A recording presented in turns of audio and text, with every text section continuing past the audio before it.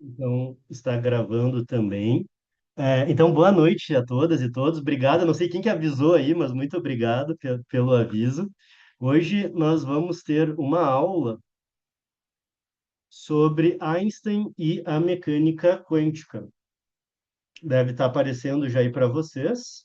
Eu vou colocar aqui na apresentação em tela cheia. Eu vou minimizar aqui na lateral, porque senão fica um cinza para vocês, né? Às vezes o pessoal me avisou, depois eu não sabia o que era. Era justamente a tela do Zoom,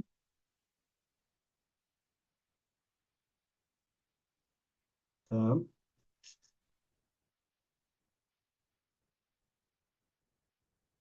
Deixa eu só fechar aqui, pessoal que está entrando.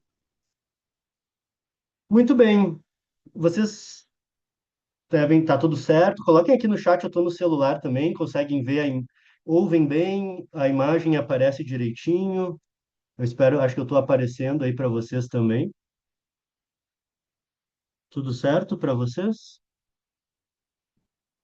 Maravilha, maravilha. Então tá, gente, bem-vindas mais uma vez, bem-vindos. A aula de hoje é Einstein e a mecânica quântica. Essas aulas, pessoal, que estão acontecendo todas as terças-feiras, às 19h30, pelo Zoom, elas fazem parte de um projeto que já está no seu segundo ano. Ano passado, eu comecei um projeto chamado Reflexões Quânticas, que é um grupo de diálogo, cujo objetivo não é dar aula, mas promover a discussão, promover o que a gente pode chamar de uma cultura científica. Ano passado inteiro, toda quinta, como é que esse grupo funciona, né? Toda quinta-feira eu proponho um tema, uma pergunta e abro o grupo para discussão. E ao longo do dia o pessoal discute, debate, às vezes, né, os ânimos ficam inflamados. Depois, no fim do dia, eu encerro o grupo, faço um fechamento. Isso é muito legal porque fomenta o debate, a capacidade argumentativa, aprender com os colegas, mas eu sentia que faltava uma sistematização. Ao longo do ano passado inteiro, o grupo ocorreu, mas não havia a sistematização. Esse grupo continua existindo, eu vou deixar aqui no chat o link para esse grupo, eu convido todos a entrar, a gente está com mais de 700 participantes. Toda quinta-feira a gente debate um tema. Na terça seguinte, eu dou a aula sobre esse tema que foi debatido. E aí, a gente tem um outro grupo no Whats, que é o Tópicos de Física, onde eu sempre coloco o link da aula para inscrição, eu mando os slides, quando eu uso o tablet, eu mando as notas do tablet. Depois, quando a gente sobe o vídeo para o YouTube, mando o vídeo para o YouTube. Então, esse segundo grupo, gente, ele é um grupo mais de avisos, não é aberto, ninguém discute, é só eu mandando avisos.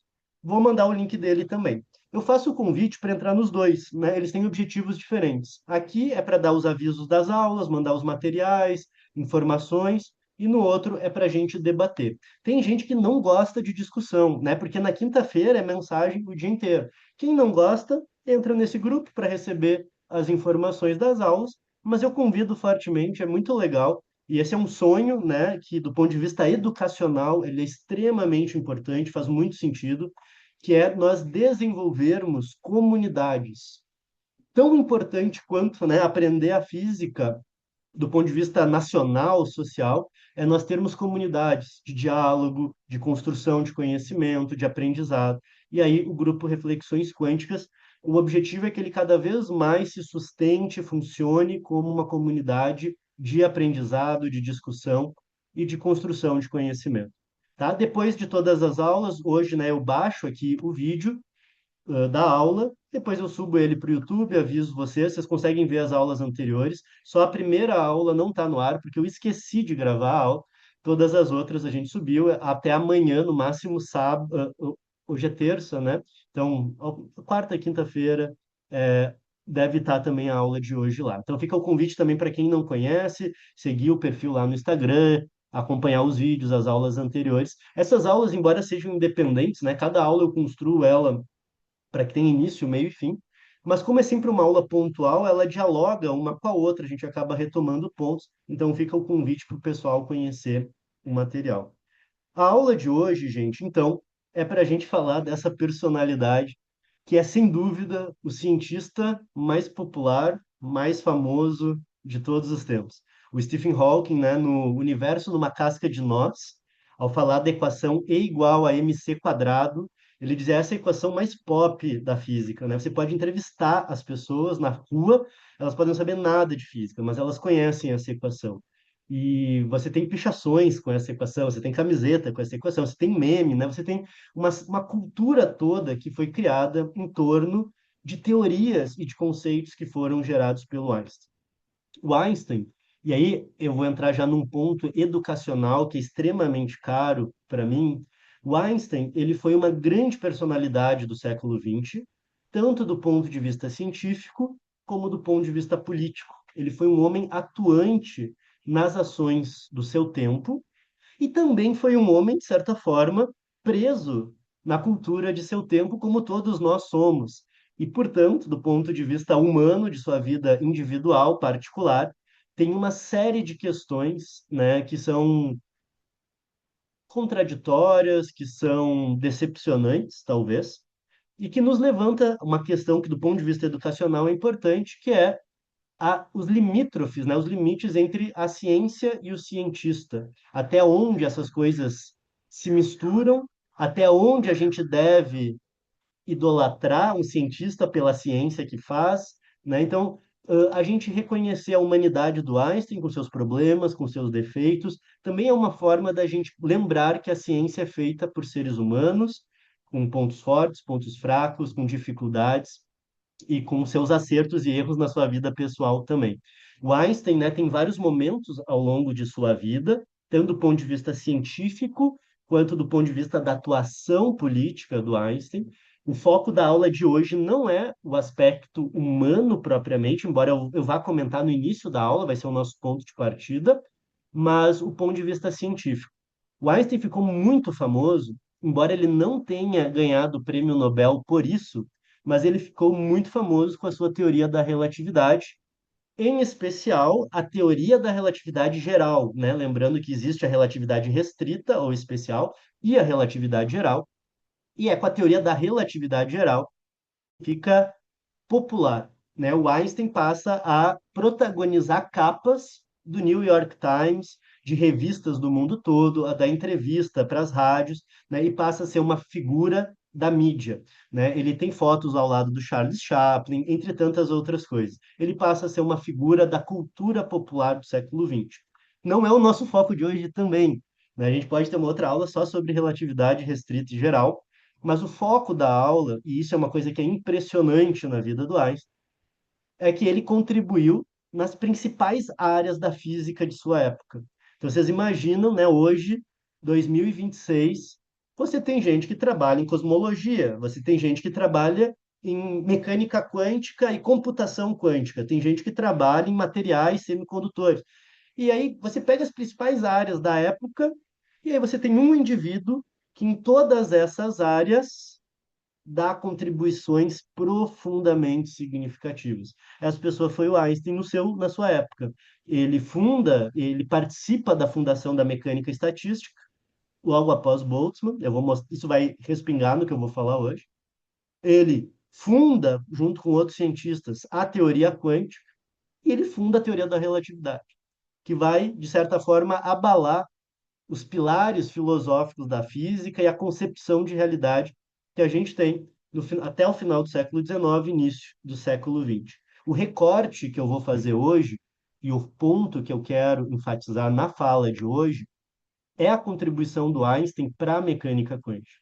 E mais uma vez, né, ele é uma figura que gera notícias, né?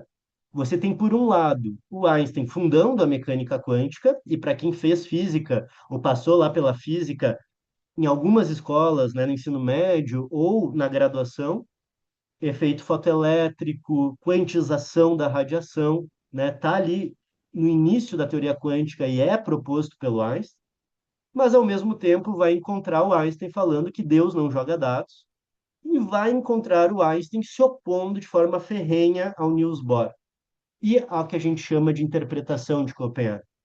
Pode parecer uma relação ambígua, né? E às vezes eu fiz posts já no Instagram falando se o Einstein era contra a mecânica quântica. né? Como que ele era contra se ele fundou? Ele não, nesse sentido, ele foi consistente a vida inteira. E é isso que eu quero mostrar hoje. O Einstein tinha uma concepção filosófica, uma visão de mundo em relação à ciência, que ele sustentou por toda a carreira dele. E como a quântica foi evoluindo, fez com que ele mudasse o seu posicionamento sobre a teoria, ou sobre como nós interpretamos a teoria. Mas ele manteve a sua visão consistente do início ao fim. E isso é uma coisa que a gente quase não encontra. Os livros didáticos não discutem isso. Não tem livro, né, eu pelo menos desconheço livro didático de ensino superior, e boa parte das nossas pesquisas no grupo de pesquisa foi sobre livro didático, ensino de mecânica quântica no ensino superior. Os livros não discutem isso, não explicitam essas contradições, esse jogo que acontece. E o que eu quero mostrar para vocês é isso, dando um spoiler. A gente vê a visão de mundo do Einstein, como que ele entendia a ciência e a realidade, e como que isso vai ser o fio condutor da sua relação com a mecânica quântica. Antes da mecânica quântica, na gênese da mecânica quântica, e já na fase tardia da mecânica quântica, quando ela já está consolidada e interpretada pela interpretação ortodoxa de Copenhague. Um comentário que eu esqueci de fazer. Gente, podem colocar comentários no chat, coloquem dúvidas, questões, pontos para o debate, que aí a gente vai poder conversar em alguns momentos aqui da apresentação. Eu sempre gosto de mostrar, gente, como eu estruturo as aulas, porque tem um método por trás. Né? Para quem não me conhece, assim, né, não sabe exatamente da onde eu atuo, né, da onde vem esse cara, eu sou físico de formação, mas o meu doutorado é em ensino de física. As minhas pesquisas nos últimos 10 anos são sobre como ensinar e aprender física e, mais especificamente, mecânica quântica. E as construções que a gente vem fazendo na pesquisa e agora aqui nessas aulas também, elas partem dos resultados da teoria de ensino e aprendizado, mas também do que a gente vem coletando, né, e acumulando de dados sobre como as pessoas aprendem mecânica quântica. Então, as nossas aulas, elas sempre começam com uma contextualização, algo motivador, algo que nos faça refletir, que nos toque de alguma forma, que nos mobilize. Esse é o ponto de partida para que qualquer pessoa aprenda.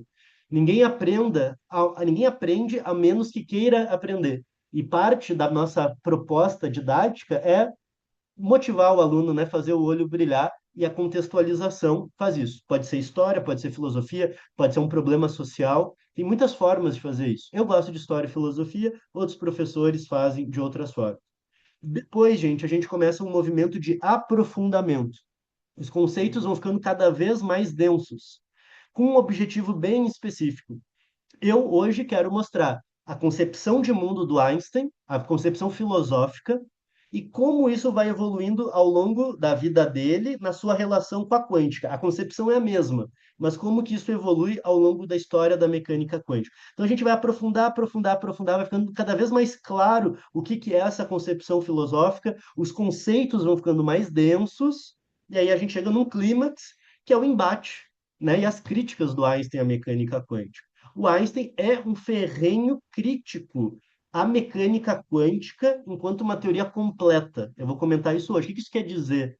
Né? O Einstein vai, num artigo de 1935, junto com o meu xará, Nathan Rosen e o Podolsky, escrever um artigo que foi conhecido como paradoxo EPR, que ele bota o grupo de Copenhague em pânico, porque ele vai destruir, né, num primeiro momento, com críticas muito profundas, a completude da mecânica quântica. Depois, Copenhague, como eu vou mostrar na sequência, se recupera. Então, eu vou aprofundar, aprofundar, aprofundar, vai ficar cada vez mais denso, vai demandar cada vez mais atenção, até embates e críticas. E aí, depois, a gente faz um movimento que é muito mais informativo, de trazer ideias gerais, em que eu não estou preocupado em ensinar ou em aprendizado no sentido mais tradicional, que a ideia é chamar a atenção de vocês para coisas que existem. Olha, isso aqui se relaciona com isso, com isso, com isso, e aí a gente abre a visão.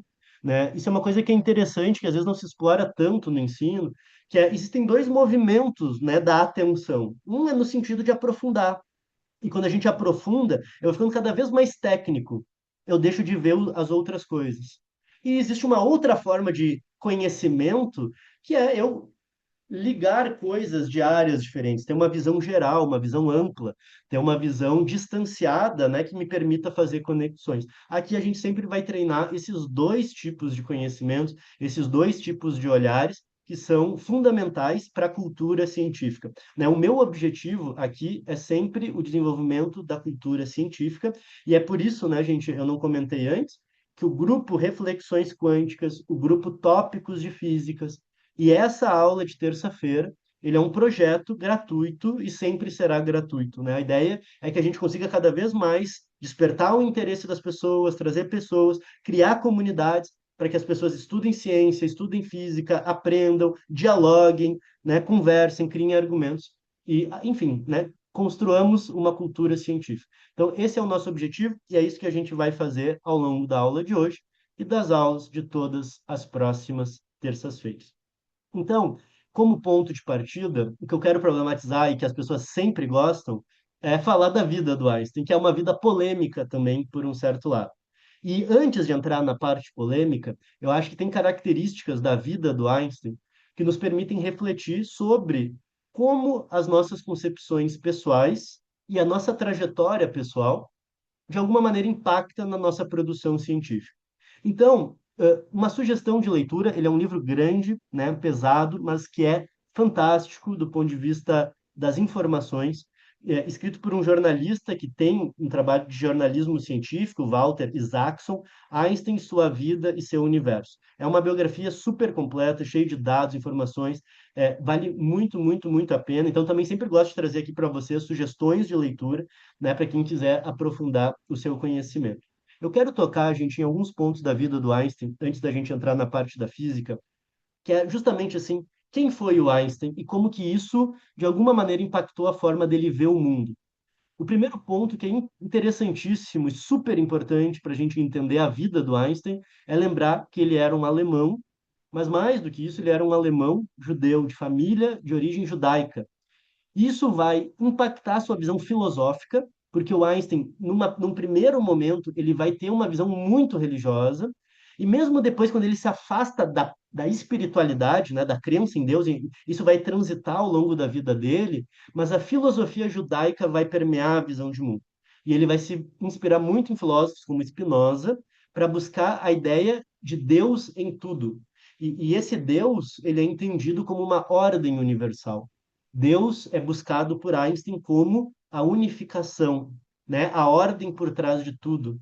E não é à toa que o Einstein buscava uma teoria unificada. Ele acreditava que tudo deveria ser explicado por princípios cada vez mais sintéticos. Isso é a expressão do que o Einstein, em alguns textos, chamou de religiosidade cósmica. Ele entendia isso. Ser religioso para ele não era ir na igreja, né? Não era rezar, mas era uma postura de humildade e de espanto diante da beleza do universo. E essa beleza ela era vista quando eu encontro leis.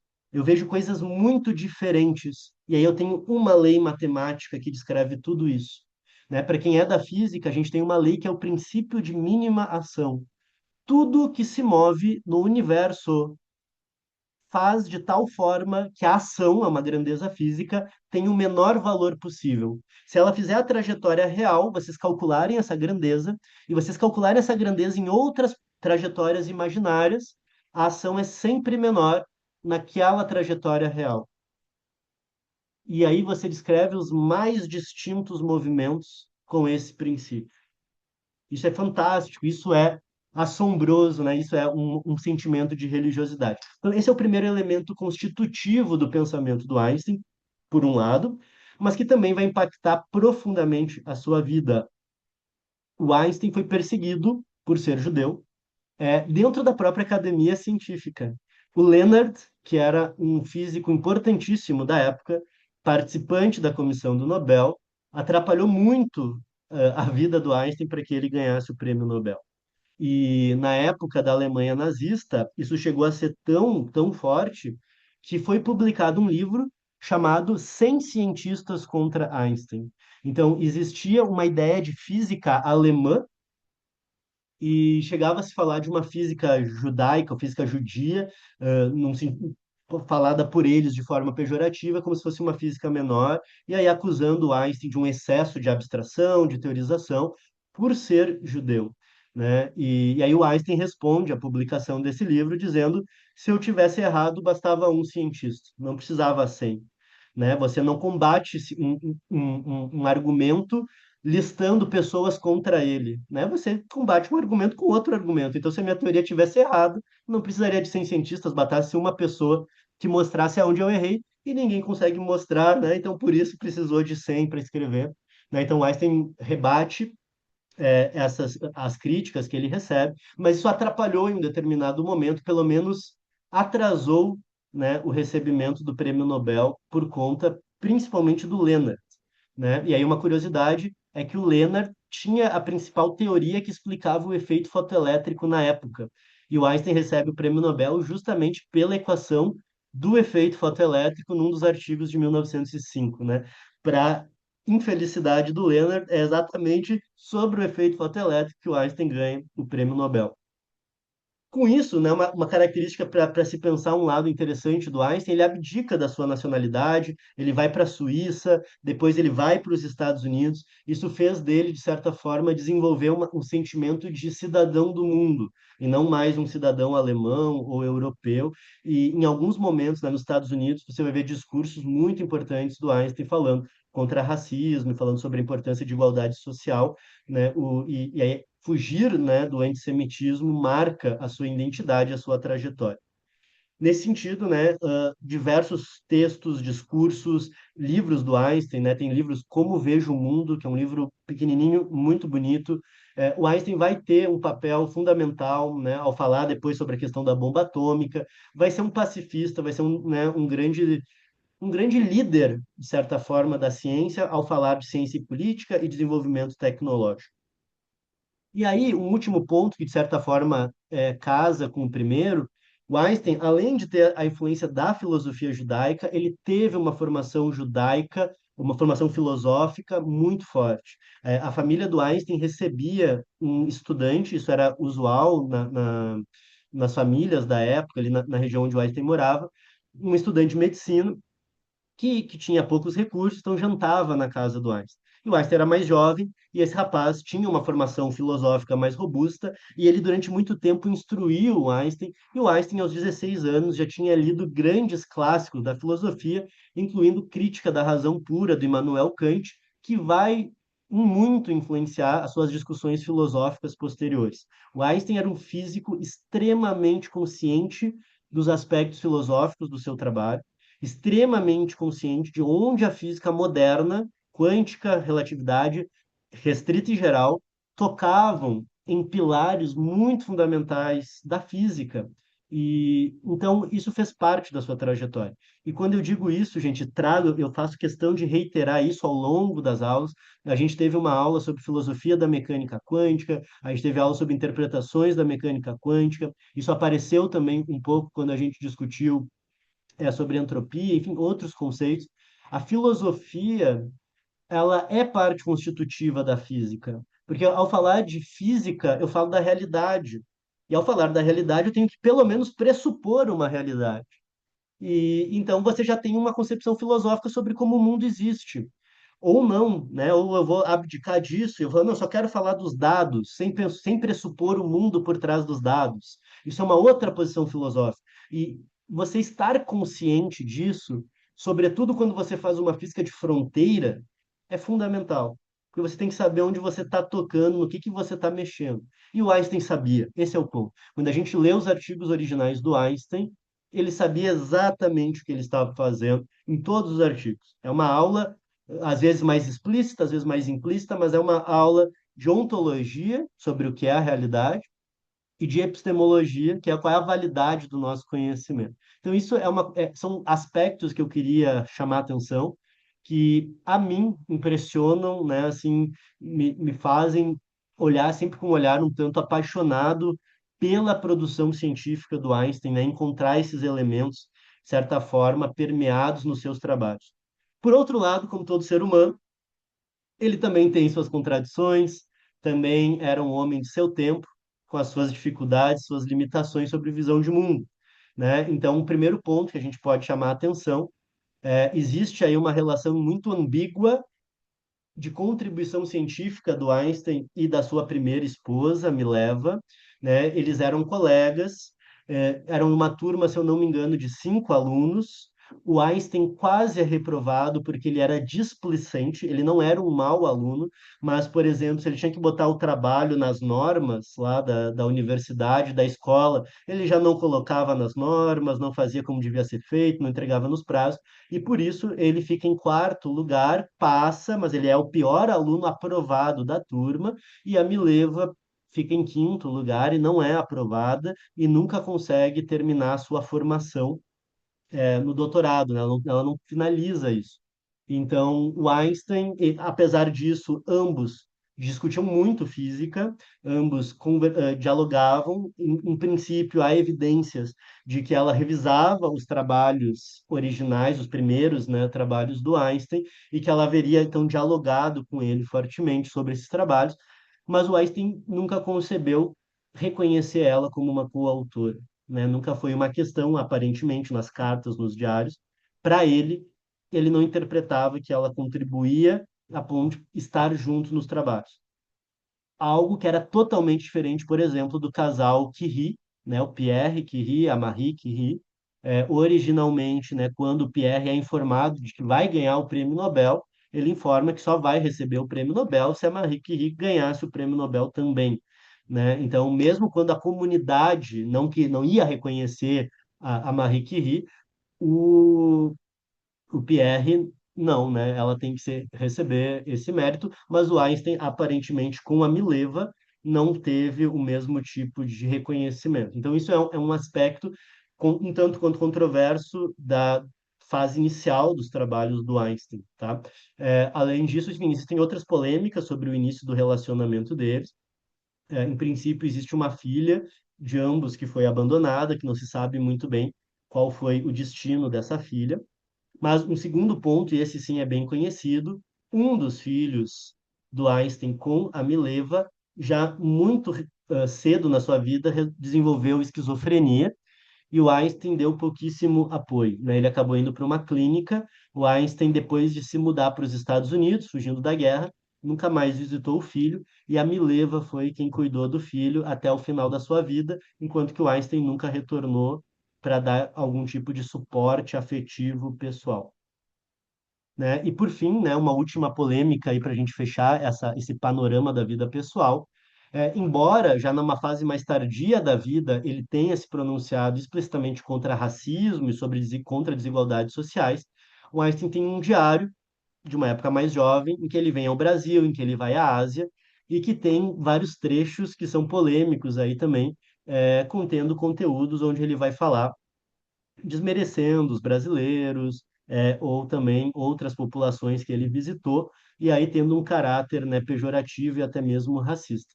Então, era um texto de cunho privado, né, particular, um diário, mas ainda assim sempre levanta, né, decepção ou um sentimento, né, sobre a figura popular que o Einstein se tornou e uma liderança pacifista, antirracista, pró-igualdade social, com cartas, né, textos de cunho privado. Isso é um ponto, né? Esse é o primeiro ponto que eu falei que tem um caráter pedagógico e a importância de falar ao cientista não é só a questão, não é curiosidade, né? Às vezes as pessoas falam, não, história da ciência é para desenvolver curiosidade. Não é só a curiosidade, mas é justamente para a gente refletir, né? Existem os limites entre a obra e o criador. Existem os limites entre o conhecimento produzido e aquele que produz. Muitas vezes, os valores de quem está trabalhando acaba de alguma maneira sendo impresso na sua ciência. Outras vezes, essa relação não é tão óbvia. Então, às vezes, nem dá para separar cientista e ciência, porque isso, de certa forma, se confunde. Em outras, a gente pode reconhecer a obra, mas criticar, né, ou entender que o cientista também não deve ocupar esse papel, né, de estar num pedestal, né, de ser uma pessoa imune a críticas, imune a questionamentos, imune a dúvidas.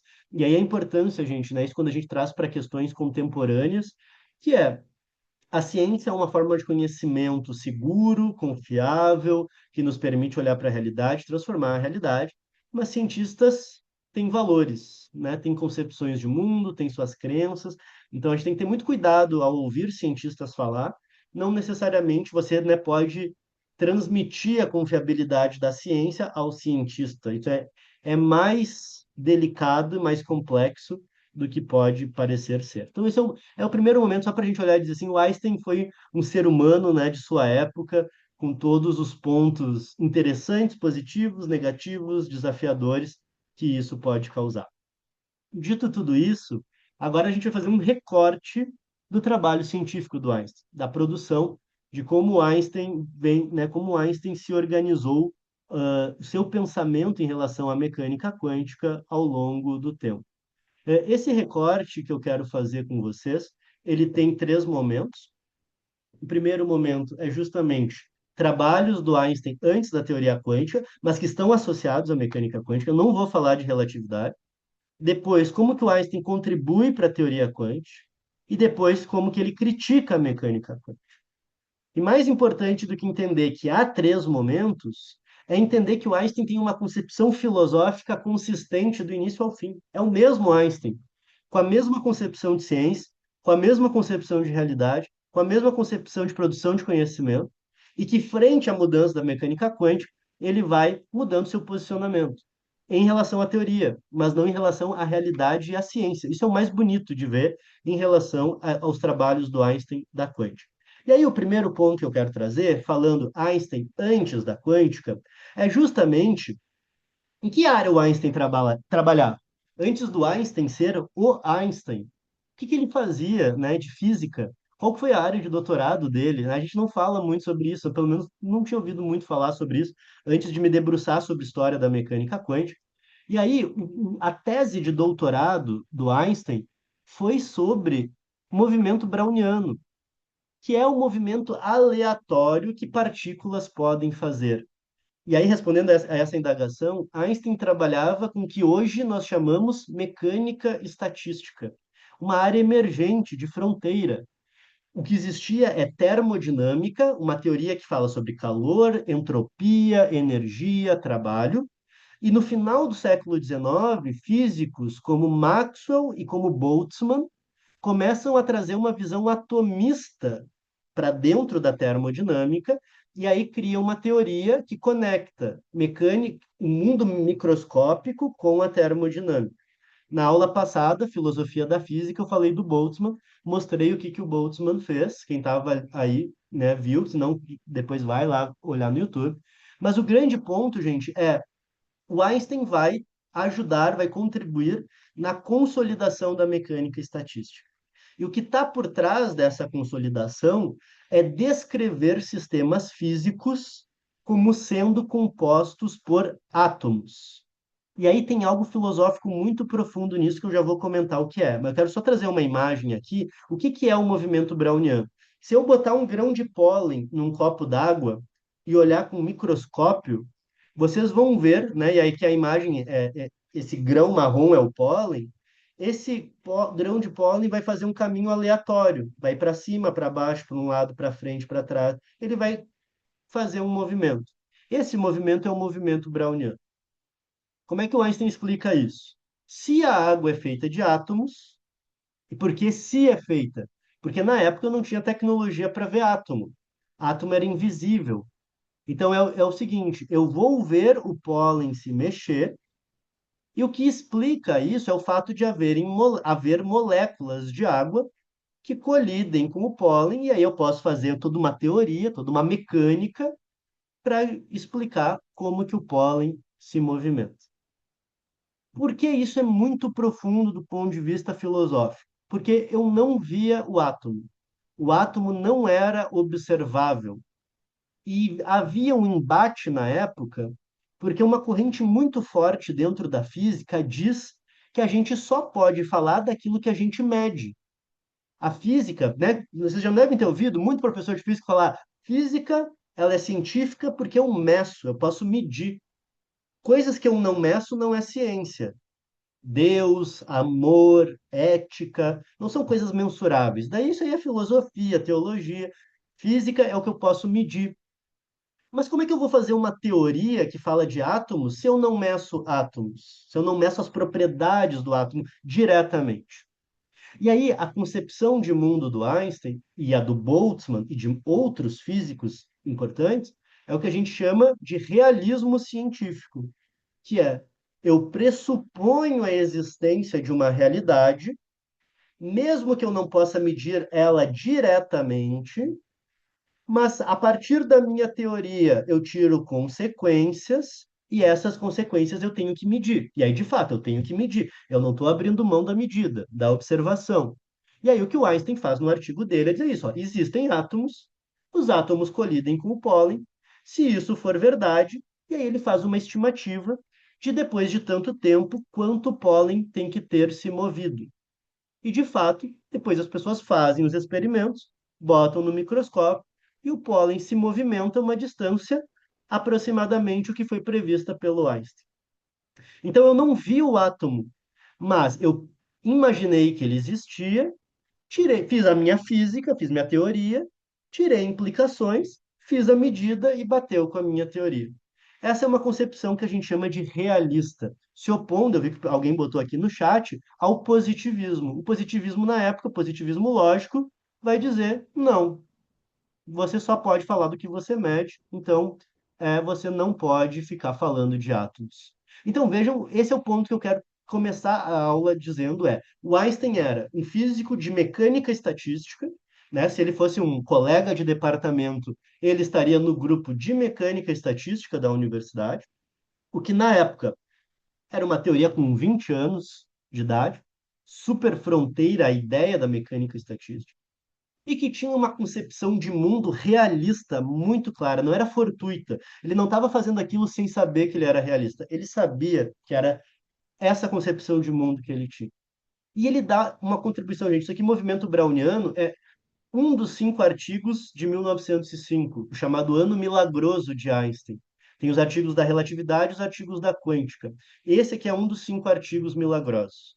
Einstein ajudando a fundar a mecânica estatística. Ele vai contribuir em várias outras formas para a mecânica estatística. Tem coisas que ele bola, que ele cria, que o Gibbs nos Estados Unidos cria depois, e que normalmente a gente usa a notação do Gibbs, mas que o Einstein, independentemente, também pensou sobre fundamentos da mecânica estatística. Então, assim, realmente foi um pensamento muito profundo e de caráter filosófico realista. Essa é a entrada no mundo do Einstein, no mundo acadêmico, científico da sua época. Por que isso já se conecta com mecânica quântica? Porque o Einstein, além de ser um realista, como eu já comentei, ele tinha desde cedo um ideal de unificação. Lembrem-se disso, vamos guardar essa ideia. Então, só para trazer um exemplo, quem quiser aprofundar isso mais ainda, existe um historiador da ciência muito importante chamado Martin Klein, que tem mais de um texto, esse é um deles, Termodinâmica no Pensamento de Einstein. A termodinâmica, às vezes, ela é uma teoria que não é muito popular, né? Eu dou aula de termodinâmica na graduação, e não é uma disciplina pela qual os alunos esperam, né? Parece uma teoria, assim, antiga, né? Que fala de máquina térmica, motor, né? Umas coisas meio ultrapassadas, assim. Mas ela está na origem do pensamento do Einstein. Sem termodinâmica, não haveria mecânica quântica. Sem termodinâmica, não haveria uma reformulação do pensamento do século XX. E o Martin Klein, nesse artigo, mostra, né, como que a entrada, o Einstein entra para o mundo acadêmico, científico, via termodinâmica, via mecânica estatística. E aí vem um pingo a mais nessa história, que é a ideia da unificação.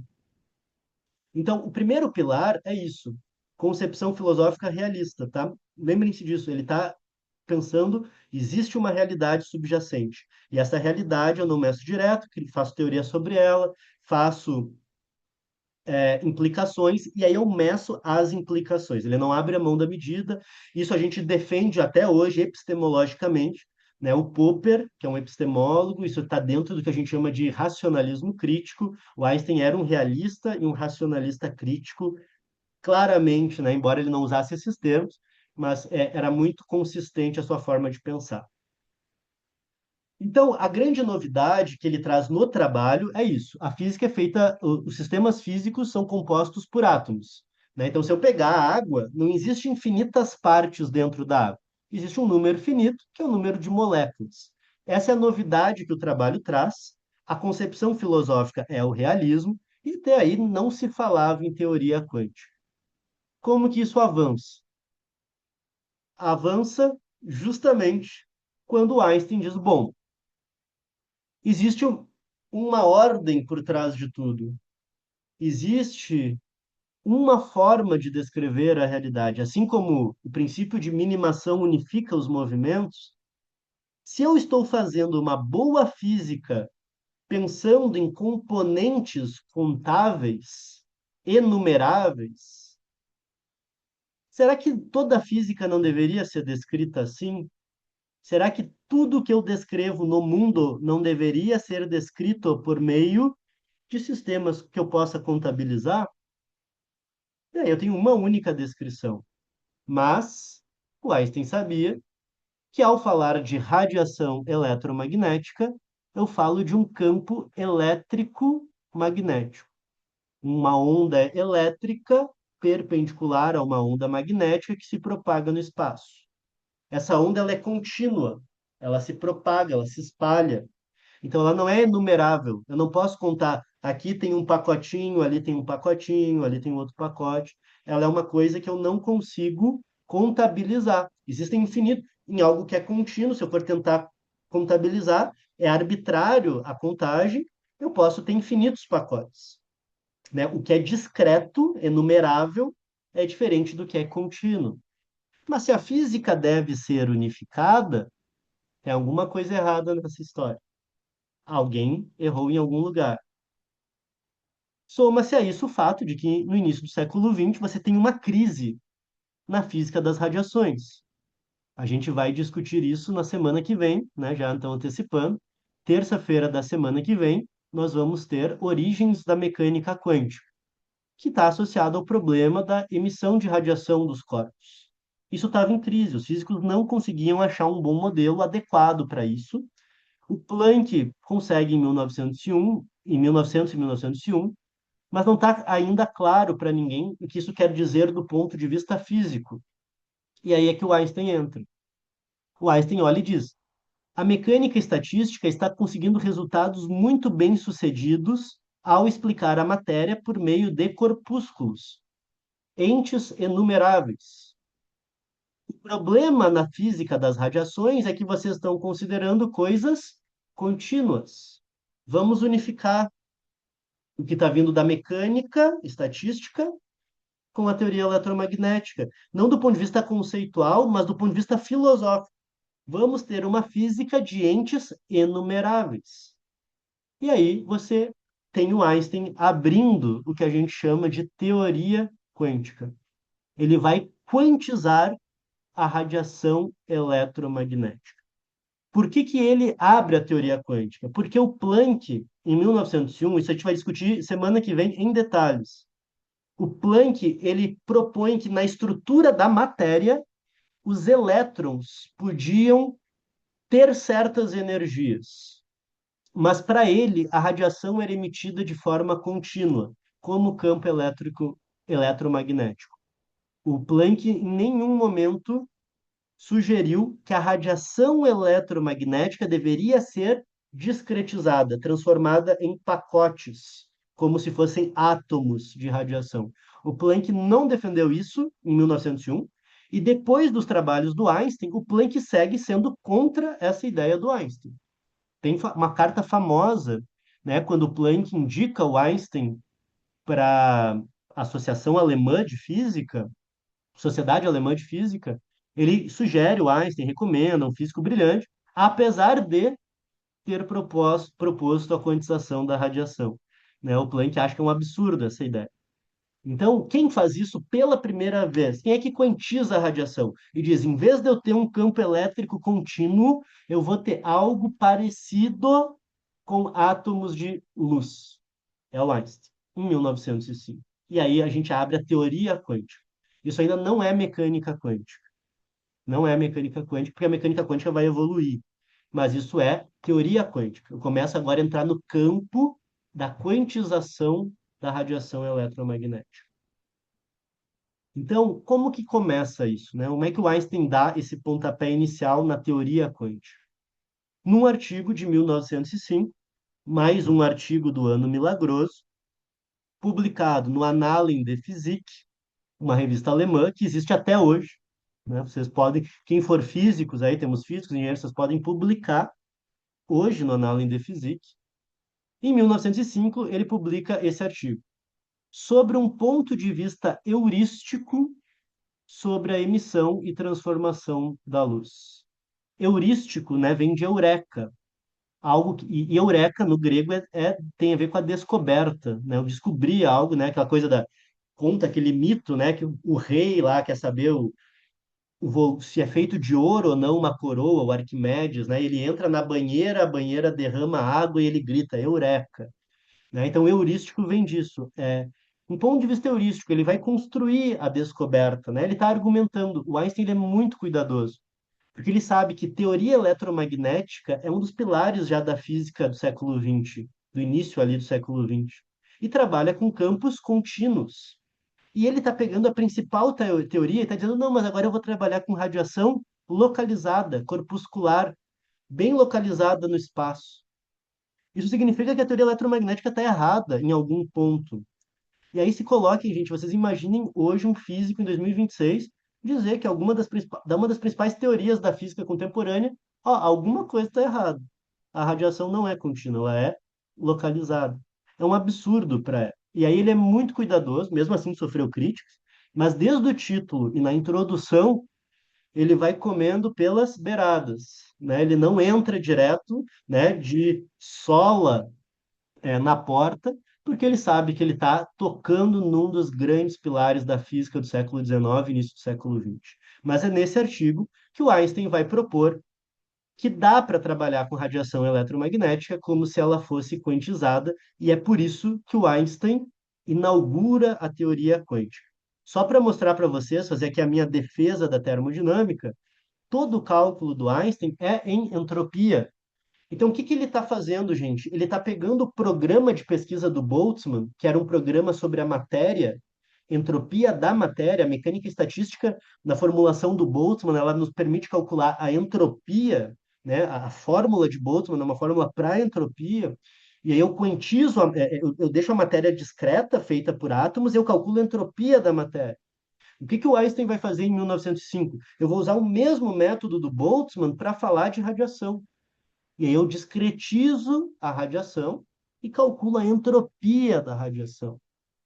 E aí eu comparo a entropia da radiação e da matéria e eu vejo que elas se parecem de formas muito semelhantes, muito semelhantes, tá? Tem detalhes aqui, né? Eu não estou contando todos os detalhes dessa história, mas o Einstein, a gente vai falar esses detalhes semana que vem, mas o Einstein vai calcular a entropia da radiação, fazendo uma boa termodinâmica, uma boa mecânica estatística, e chega à conclusão que, em certos limites, eu posso trabalhar a radiação de forma quantizada, ou seja, composta por elementos bem localizados de energia no espaço.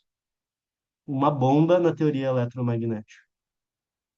Tá? Só para mostrar para vocês, não se preocupem com as equações. Vocês veem meu mouse aqui? Acho que sim, né? Dá para ver o mouse. Olha aqui, ó. Interessante. Um comentário, né? Às vezes as equações ficam famosas, mas no artigo não é tão fácil achar. A equação que fica famosa do Einstein é essa aqui, ó. E igual a H vezes a frequência. A energia de um quantum é constante de Planck vezes a frequência. Eu botei F porque era mais fácil, mas a gente usa a letra Ni, né, para frequência. Onde é que está no artigo do Einstein? Está aqui, ó, no meio do texto. Ó. Esse R beta sobre N é uma constante. R é a constante dos gases ideais, N é a constante de Avogadro e beta é um parâmetro de ajuste. Essas três constantes juntas dão o valor da constante de Planck. Não existia ainda a ideia constante de Planck. Mas R beta sobre N é a constante de Planck e Ni é a frequência. Então, o Einstein compara a entropia da radiação, compara a entropia do gás ideal e chega na equação E igual a Hν. A energia de um fóton ou de um quantum, não existia o termo fóton, é proporcional à sua frequência.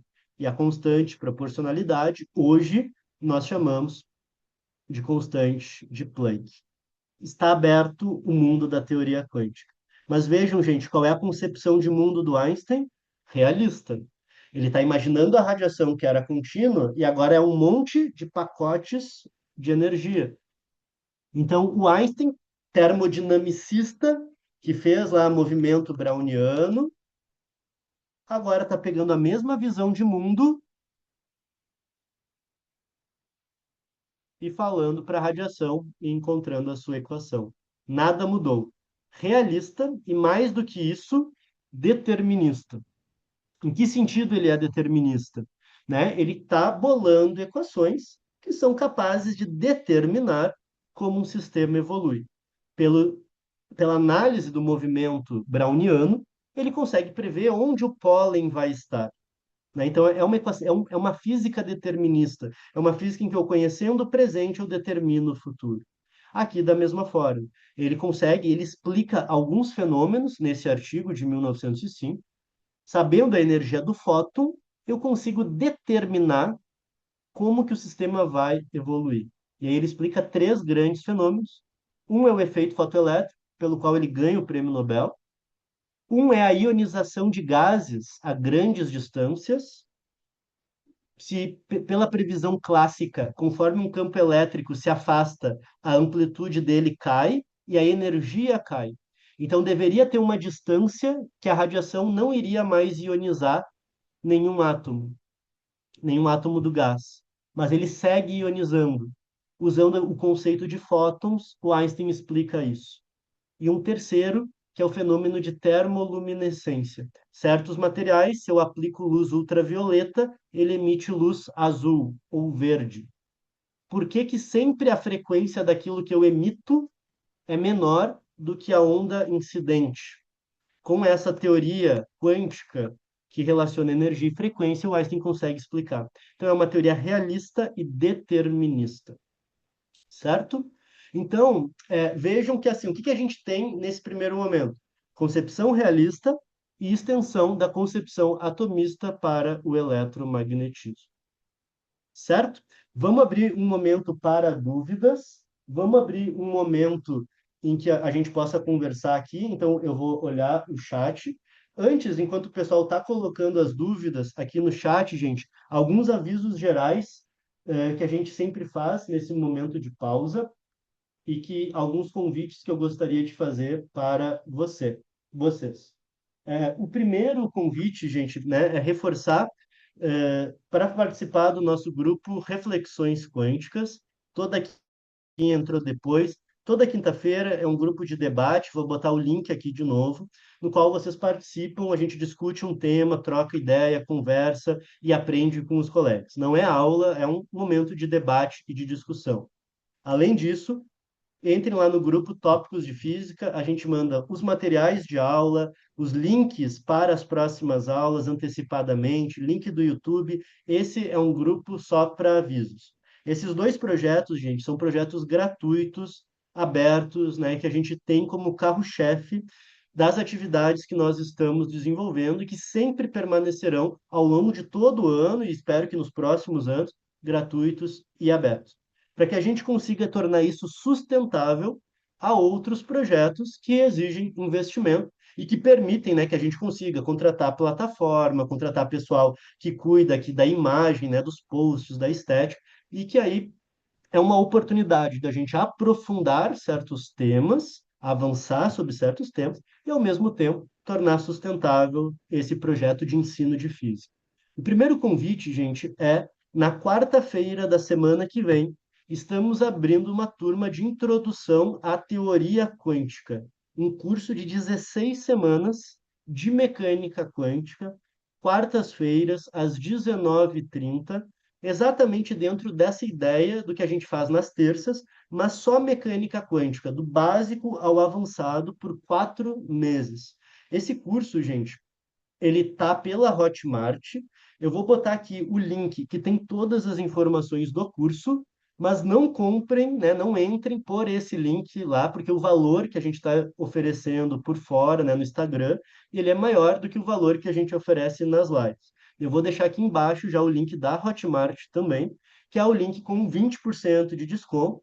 para quem participa desse projeto das terças-feiras. Qual que é a ideia desse curso Introdução à Teoria Quântica?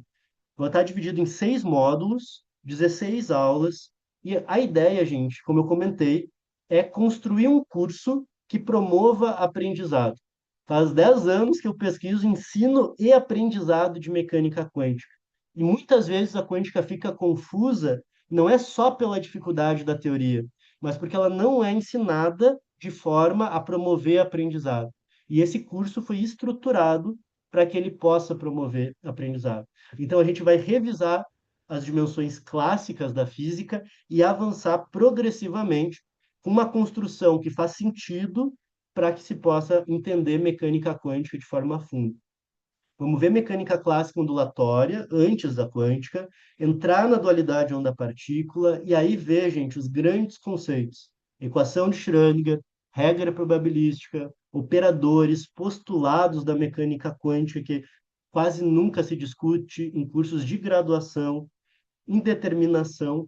E aí, gente, a gente vai espremendo para uma parte cada vez mais profunda, mas também trazendo história e filosofia da ciência, né? Então, ela culmina a disciplina discutindo debates contemporâneos sobre emaranhamento, computação quântica, EPR, e a discussão, né, sobre consciência, misticismo, né, como que essa história se desenvolveu. Então, ele é um curso, gente, para quem quer aprofundar. Eu realmente gostaria de entender mecânica quântica, da onde veio, por que veio, como foi construído. E é um curso que eu me orgulho de estar construindo, né? Porque faz 10 anos estudando e finalmente me sinto pronto para ter essa organização e a gente poder construir esse conhecimento juntos. Então, vão ser sempre aulas ao vivo, semanais, como essa, 2 horas de encontro, porque daí a gente abre uma meia hora para tirar dúvidas, discutir, conversar. 4 meses, né, ao longo de 16 semanas, e ainda vai ter mais materiais extras, vídeos, textos, né, formando aí um curso de 40 horas, né, de duração. Então, é um curso muito completo, muito profundo, que vai muito além das discussões de um curso tradicional, porque a gente vai ver história, filosofia e conceitos de mecânica quântica.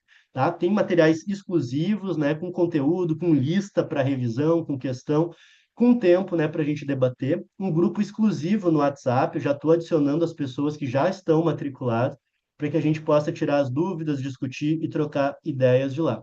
Então, assim, o convite, gente, é principalmente pessoas de exatas, estudantes profissionais, mas não somente elas. Por quê? O curso vai ser estruturado de forma que a gente vai empurrar a matemática para momentos pontuais, construindo os conceitos, e aí a matemática vem a serviço do aprendizado.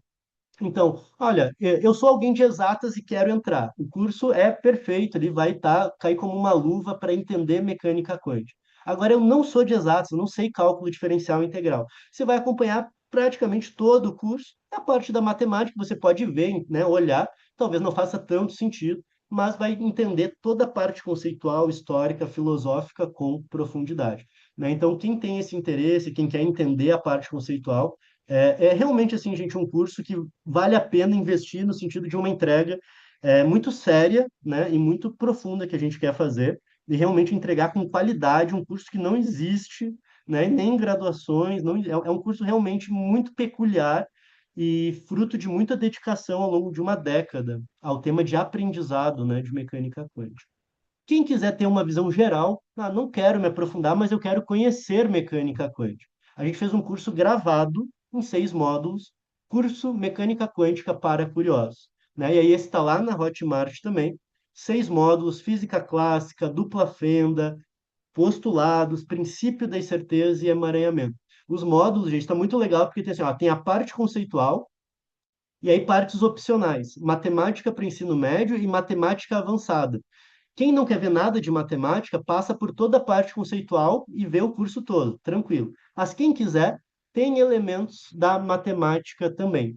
Esse curso, gente, ele é um mapa, eu sempre digo esse exemplo, ele é como se quero ir para Paris. Esse curso é um mapa de Paris. Vocês vão saber, a Torre Eiffel está aqui, o Arco do Triunfo está lá, né? Então, você sabe a ideia geral.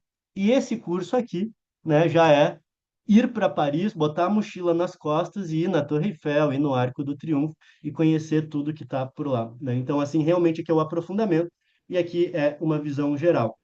Então, os dois links, gente, que eu vou mandar aqui, Então, no primeiro curso, 20% de desconto, nesse aqui tem um desconto também.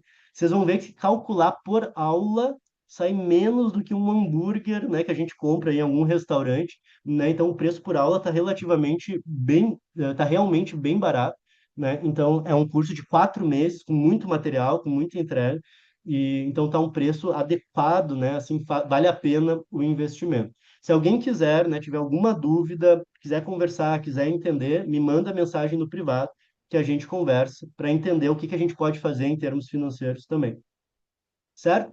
Então, além disso, gente, fica o convite, a gente tem algumas horas de mentoria individual para estudos, preparatório para prova, concurso, ou né, queira estudar ou discutir alguma coisa.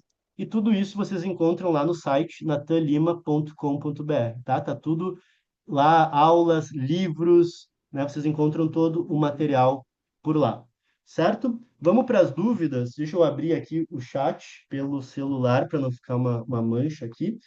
Quem tiver dúvidas, a gente manda aqui para a gente conversar. E pode me mandar no WhatsApp também, vocês têm meu número lá pelos grupos, né? Deixa eu ver o que que o pessoal estava comentando aqui.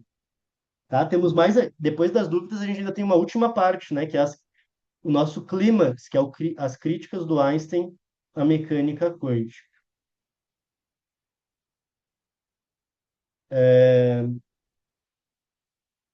Tem um comentário aqui, né? O Einstein nunca aceitou completamente o formalismo da mecânica quântica. É isso que a gente vai discutir agora. Assim que acabar essa parte de dúvidas, eu vou mostrar exatamente isso, né? Os links. Então, aqui tem o pessoal falando, né? Essa equação, você consegue inclusive demonstrar ela, algumas pessoas mostram, pela própria teoria eletromagnética. Não tenho consciência, assim, eu nunca olhei essa parte da história, se o Einstein já tinha lido essa essa equação, né? Mas um dos artigos do Ano Milagroso é o Einstein demonstrando E igual a mc ao quadrado, né?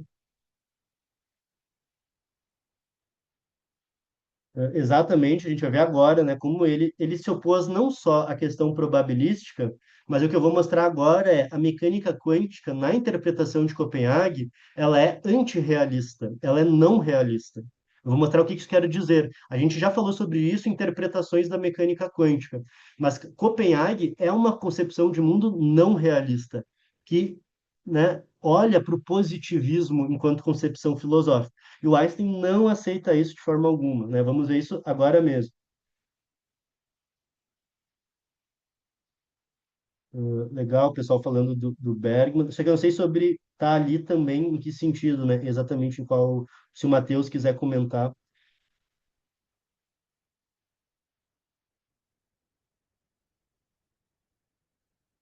Sobre essa questão de movimentos físicos não valerem para humanos. É interessante isso, né? Essa colocação. A rigor, se tu fosse calcular a ação, né? E a ação ela tem uma definição muito específica, ela não é uma eficiência energética necessariamente. Para todos os átomos, para todos os fenômenos que acontecem no corpo, o cálculo também teria que obedecer o mesmo princípio, tá?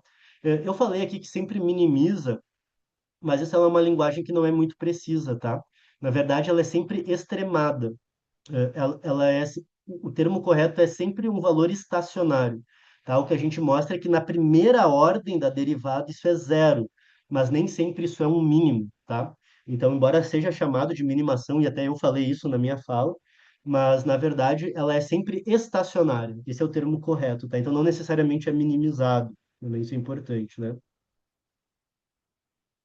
Eu acredito que sim, que né, o fato dela ser mulher pode ter impactado na época, né? Com certeza, para ela ser reprovada. O Matheus, né, falando das aulas passadas, né? Exatamente, Matheus. Positivismo versus realismo, né? Esse par, essa dicotomia aí filosófica. O curso Mecânica Quântica para curiosos, ele fecha 6 horas de curso, né? Ele é um curso bem geral, introdutório, né? Com textos adicionais. A gente está adicionando agora em março o módulo 7 de bônus, que ainda não está lá. Todos os outros módulos já estão lá, né? Então, ele é um curso geral de 6 horas, né? Um curso rápido, para ter uma ideia geral sobre mecânica quântica, né?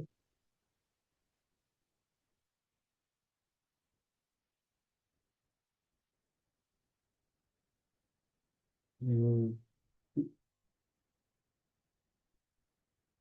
O Matheus, só, o Bergson tá no livro dos 100 cientistas contra Einstein. Essa eu não sabia, não estava ciente de que ele estava lá. Certo, gente? Né? Se tiverem outras dúvidas, coloquem aqui que a gente segue conversando. Eu quero ir agora para a última parte, né? Eu sempre acho que vai sobrar tempo para a gente conversar. Vamos ver se a gente consegue terminar um pouquinho mais rápido, tá? Mas a gente entra na última parte da nossa apresentação, que é o que vocês mesmos anteciparam. O Einstein entra na quântica com uma concepção realista de mundo. E é por isso que ele propõe o conceito de quanta, né? Pensando em elementos da realidade, né, que compõem, assim como os átomos compunham a matéria. O que acontece é que em 1927, essa aqui é a foto, né, do Congresso de Solvay, a mecânica quântica já está consolidada com a sua interpretação do grupo de Copenhague. Tem textos como o do Louis de Broglie que vão se opor, né, e vai dizer assim, eu saí de 27 completamente decepcionado. Eu abandonei mecânica quântica em 27, porque não concordo com o grupo de Copenhague. Então, de Broglie era um realista, Einstein era realista, Schrödinger era um realista. Né? Então, algumas pessoas, né, que só para quem não está, né, aqui a Marie Curie, esse senhor aqui, que foi o líder das conferências de Solvay por muito tempo, é o Lorentz, das transformações de Lorentz, o Einstein aqui, quem mais? Niels Bohr aqui no canto, Heisenberg aqui em cima, Wolfgang Pauli aqui. Aqui vocês veem o Louis de Broglie, Schrödinger aqui atrás, Paul Dirac aqui, Max Planck aqui. Né? Então vocês veem que a galera estava toda reunida, né?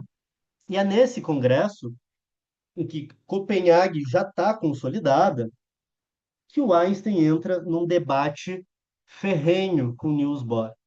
Né? O Niels Bohr é o líder do Instituto de Física Teórica da Universidade de Copenhague, o que hoje viria a ser chamado Instituto Niels Bohr, e eles travam, gente, um debate que é incrível. O Mário Bunge, físico e filósofo argentino, vai dizer: esse é o maior debate intelectual do século XX. É a profundidade científica e filosófica desse debate. Qual que é a crítica do Einstein? Né? Onde é que o Einstein está atacado aí com Copenhague? O primeiro é a própria noção de um princípio de incerteza.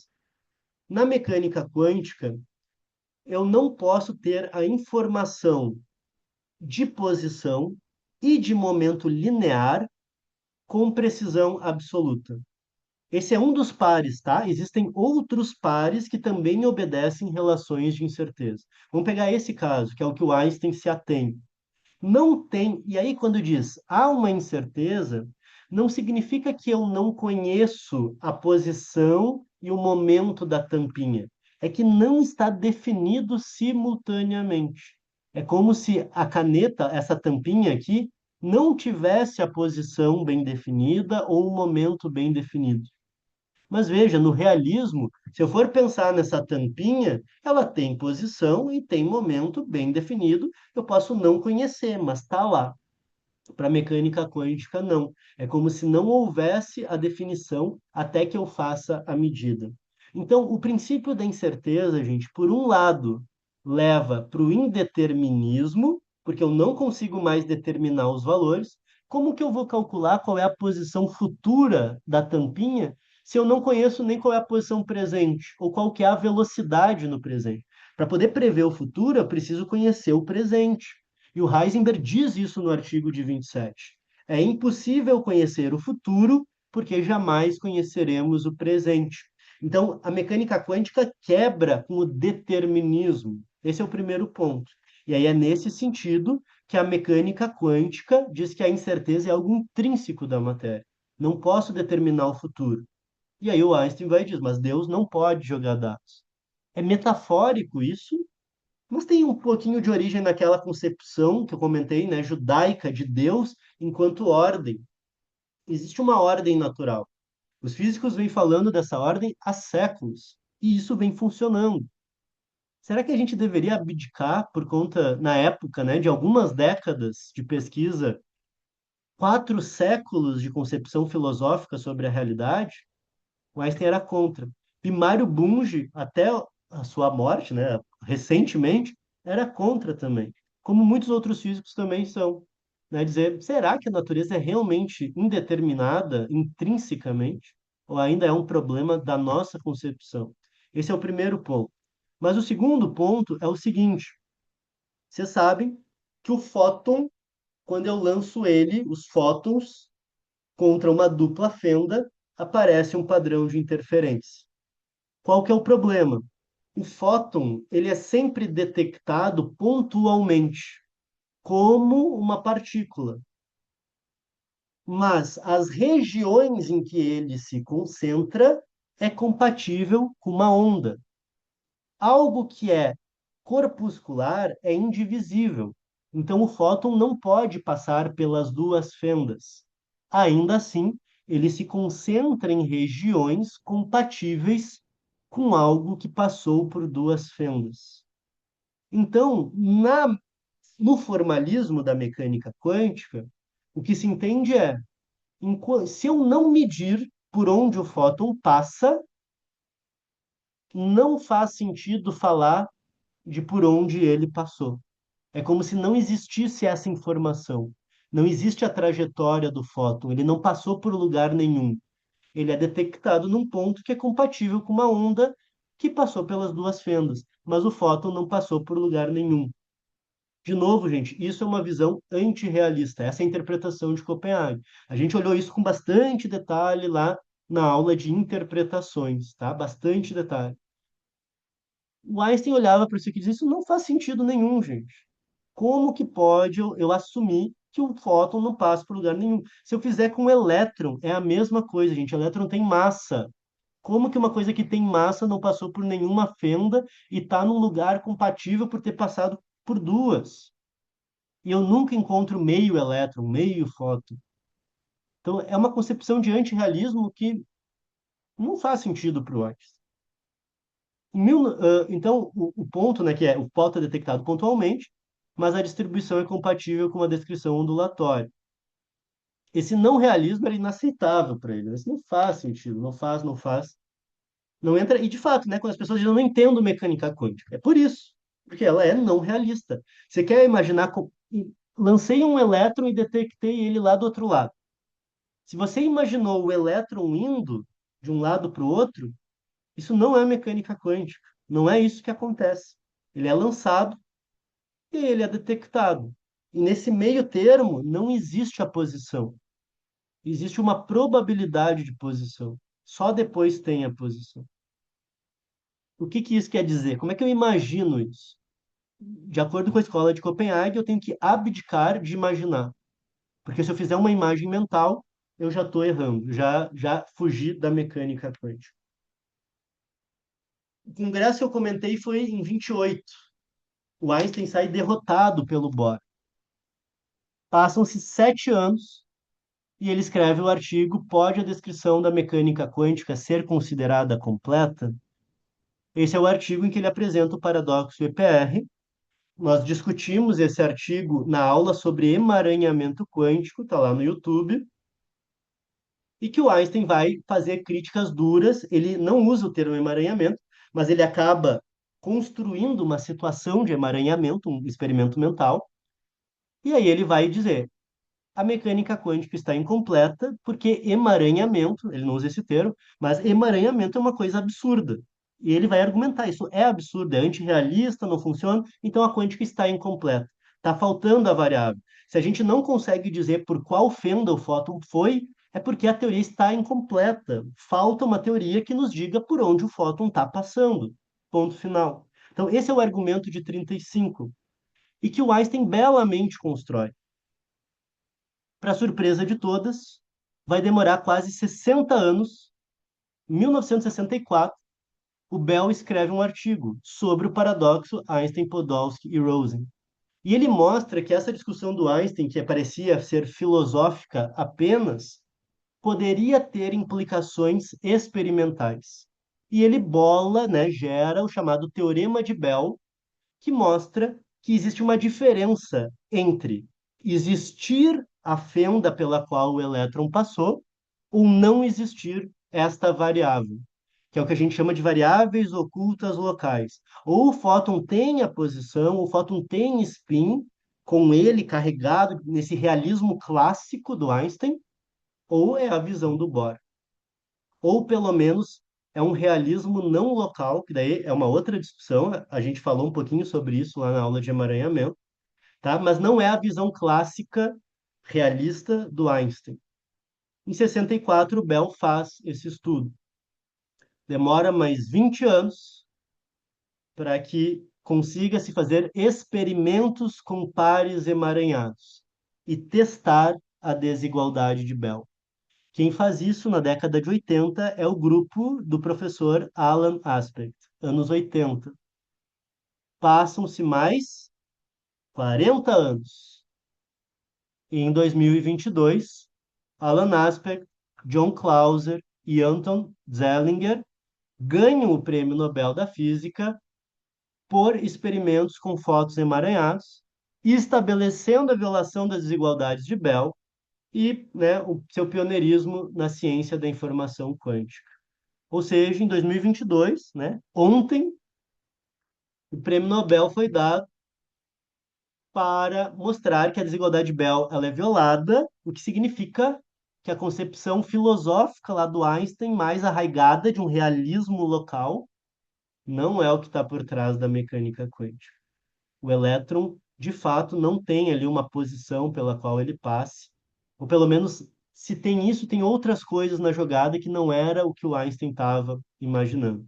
Ou seja, essa visão realista dele, realista e local, né, que precisa ter todas as variáveis ali como o ente, não é compatível com os resultados experimentais da mecânica quântica. Pode ser que isso mude, pode ser que novos dados, pode ser que a gente interprete isso de uma outra forma, mas a visão original do Einstein não parece estar correta. E você dizer, bom, então o Einstein errou? Por um lado, sim, mas por outro, vejam, foi ele quem se deu conta do emaranhamento.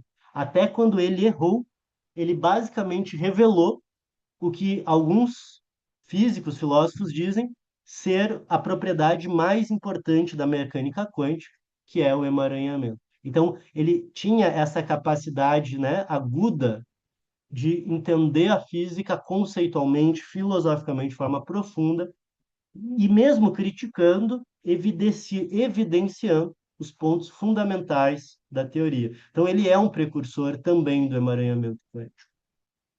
Certo, gente? Dito tudo isso, para a gente concluir, né, eu queria finalizar essa aula comentando que Einstein era humano, com todas as suas contradições, né? Foi aquela parte inicial. Ele parte de termodinâmica com o movimento browniano, com uma visão realista de mundo, funda a mecânica quântica com uma visão realista, propondo a ideia de quantum, de radiação, e sustentando a visão realista, se opõe à interpretação de Copenhague.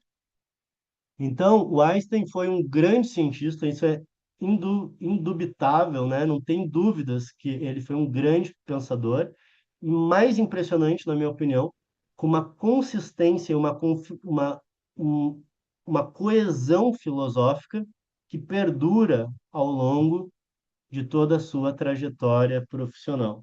Gente, mais uma vez, muito obrigado pela presença de todos. A gente tem 5 minutos ainda para conversar aqui pelo chat. Eu reforço os convites, né?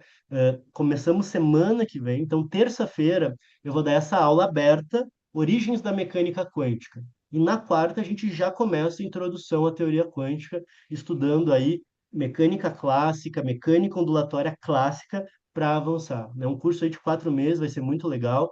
Quem não quer, né, não quer investir tempo, essa energia nesse momento, fica o convite, conhece aí Mecânica Quântica para Curiosos, que está super massa também, bem organizado, bem construído, para entender mais sobre mecânica quântica. Ele tem 27 conteúdos, somando aí 6, 8 horas de curso como um todo, tá bem? Muito obrigado, gente, valeu por todo mundo que apareceu. É sempre muito massa estar aí com vocês. Espero que desliguei minha luz aqui.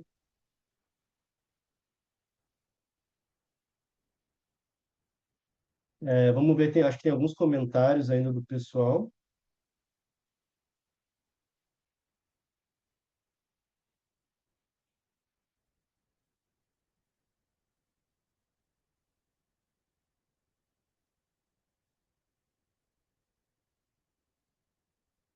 Legal, o Matheus está trazendo ali uma discussão sobre Epicuro e Lucrécio. Legal, Matheus.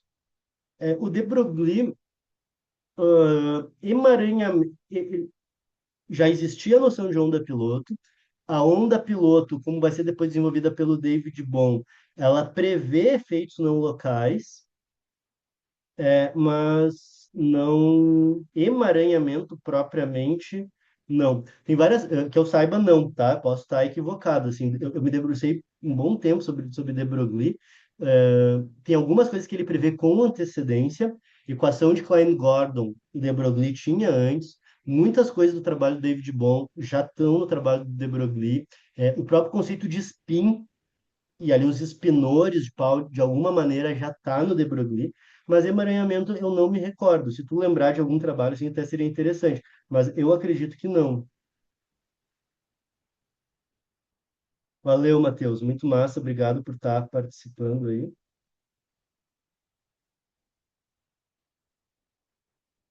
Tá certo. Valeu, gente, obrigado. Tá, os links estão aí, quem quiser acessa lá o site para ter mais informações também. Terça-feira que vem a gente se encontra para discutir origens da mecânica quântica, né? Essas origens termodinâmicas, radiação de corpo negro, como que tudo isso começou, e aí a gente olhar a fundo aí para algumas teorias da época, como que isso dá o start nesse movimento que vai revolucionar o século XX. Obrigado a todos, a todas, prazer enorme estar aí com vocês, tá? A gente segue conversando aí, quem quiser mandar mensagem no privado também. é, Eu não sei se, porque o emaranhamento ele tem algumas peculiaridades, tá? Assim, né, o ponto do emaranhamento é se eu tenho um par, né, de partículas com spin oposto, sempre que eu meço uma, obrigatoriamente a outra está atada e vai ter que dar o spin oposto. Não sei o quanto está claro na formulação do de Broglie, né? Se ele olhou para interação de partículas e chegou nesse tipo, né? Eu acho que não, tá? Eu posso estar errado, mas eu acho que não. Eu desconheço, pelo menos, que ele tenha feito alguma aproximação. Tem alguns trabalhos do de Broglie, por exemplo, ele até prenuncia algo muito semelhante a um condensado de Bose-Einstein, por exemplo. Mas emaranhamento eu realmente não conheço. Pode ser uma falha minha mesmo, né?